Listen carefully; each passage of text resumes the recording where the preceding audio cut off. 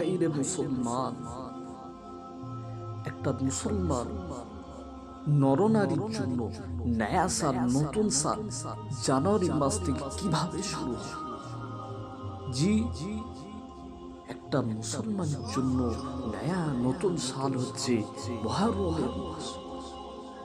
আর আমরা বিহায়াপনা মাসটাকে কত আনন্দ তামাশা। হাইরে আমরা কোথায় আছি? একটা মানবের জন্য একটা সাল পেরিয়ে যাওয়া মানে তার কবর আরো সামনে চলে আসে, তার হায়াতকে আরো কমিয়ে দেওয়া। তারপরেও আমরা এই কমে যাওয়ার এতে আরো দুঃখে শোক পালন না করে আমরা আনন্দ তামাশা কত না আমাদের কত কিছু।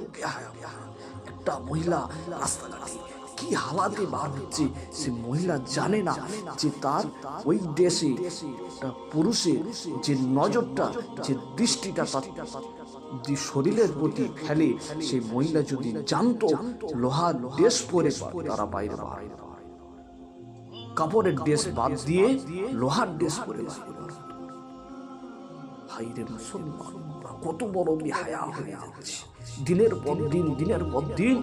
আমরা যেমন মডেল হচ্ছে, ফ্যাশন হচ্ছে, আমরা দিনটাকে আরো ভুলে যাচ্ছি। মুসলমান একটু সজাগ হয়।